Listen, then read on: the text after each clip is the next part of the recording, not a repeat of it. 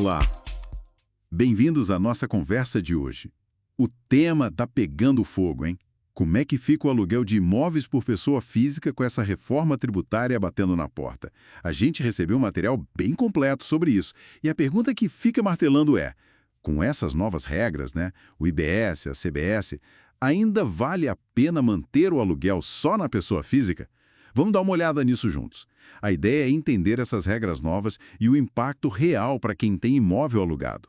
Exato, o material que a gente analisou, ele é bem claro. A reforma tributária do consumo, sabe, aquela da emenda 132, Lei Complementar 241, isso já é uma realidade. E o foco não é mais só aquela comparação antiga de PF contra PJ, pessoa física versus jurídica. A lógica agora é outra, gira em torno de ser contribuinte ou não contribuinte desses novos impostos, o IBS e a CBS. Que vão substituir o PIS e a COFINS, né, a partir de 2027, mas com uma transição, certo? E tem um ponto ali no material que, nossa, chama a atenção. Uma pessoa física, sem ter empresa, sem CNPJ, pode acabar virando contribuinte de IBS e CBS. Como assim? Como isso funciona para o aluguel? Ah, sim, é aí que entram as regras específicas para o aluguel na PF. O material detalha, assim, dois conjuntos de regras para definir isso. O primeiro conjunto, ele funciona com uma checagem anual, sempre em janeiro. Funciona mais ou menos assim.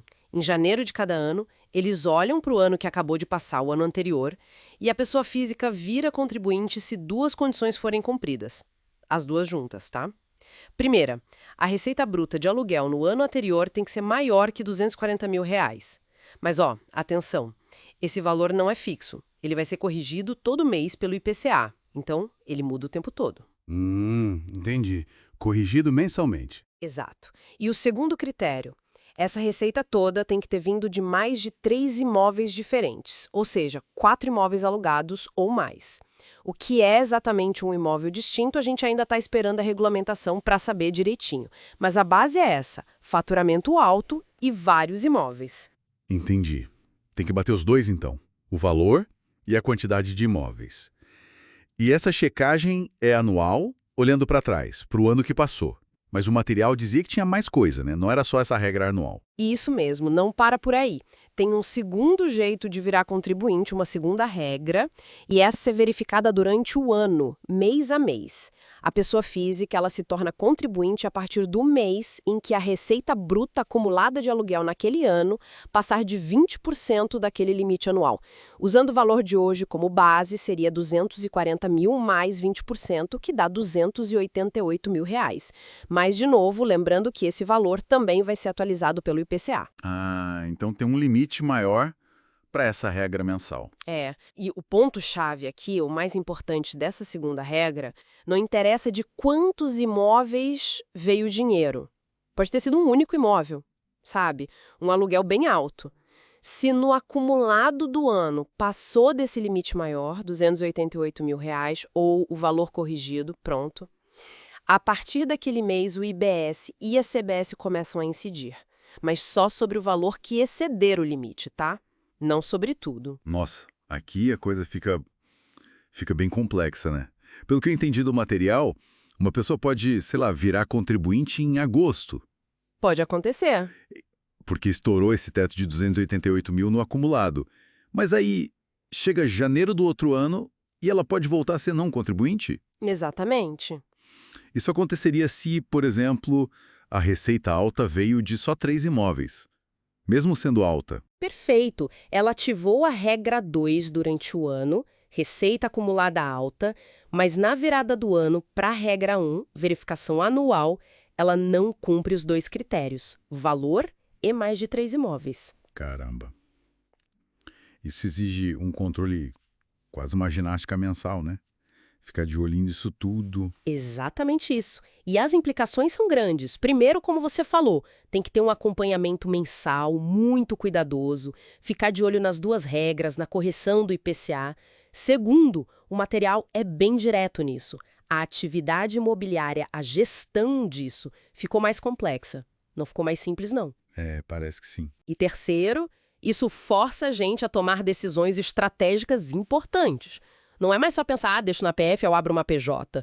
Será que compensa continuar na PF e eventualmente virar contribuinte e pagar IBS-BS além do imposto de renda? Claro que continua igual. Ou será que é melhor já pensar numa estrutura de PJ, uma holding talvez, uma administradora, para separar o patrimônio, buscar outras vantagens? Faz sentido.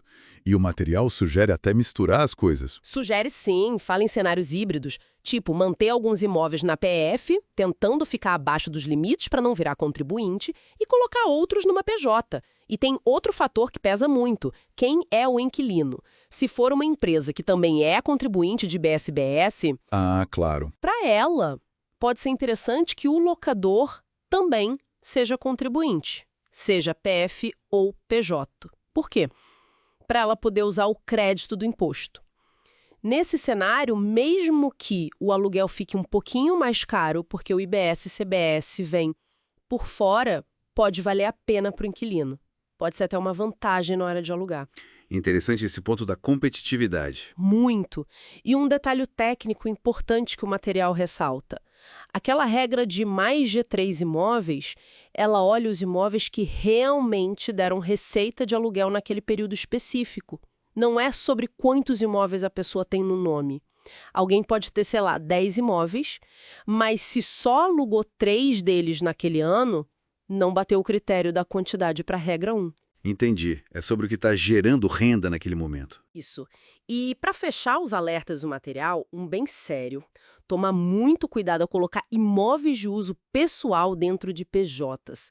Com as regras novas, isso pode dar problema fiscal, pode ter estorno de crédito para a empresa, pode gerar débito. O material até cita pensar em estruturas diferentes para isso, tipo separar a nua propriedade na PJ e deixar o usufruto na PF para esses bens de uso próprio. Bom, então, juntando tudo isso que a gente conversou, né? A mensagem principal que a gente tira dessa análise é que escolher entre alugar como PF ou via PJ ficou bem mais cheio de nuances agora com a reforma. Não tem uma resposta pronta, uma fórmula. É aquele famoso depende, né? Depende muito da situação de cada um, quanto fatura, quantos imóveis tenham alugados, para quem aluga. Exato. O planejamento tributário que já era importante, agora se tornou assim essencial, indispensável. Com certeza. Isso até deixa uma pergunta no ar para a gente pensar, né? Com essa complexidade toda aumentando, regras que mudam, limites que atualizam todo mês, essa necessidade de ficar vigiando tudo. Qual vai ser o papel da tecnologia? E também da assessoria especializada para ajudar os proprietários a entenderem tudo isso, a navegarem nesse cenário novo e tomarem as melhores decisões para o patrimônio deles. É uma ótima reflexão. É fundamental buscar orientação, né? Empresas especializadas nisso, como por exemplo o pessoal da Office Cont Contadores Associados, podem fazer a diferença nesse planejamento. Sem dúvida. É um momento que exige informação e estratégia. Bom, esperamos que essa nossa conversa sobre os pontos do material tenha ajudado a clarear um pouco as ideias. A gente fica por aqui hoje. Até a próxima. Tecnologia e atendimento de qualidade sempre juntos. Office Cont. Contabilidade inovadora ao seu alcance.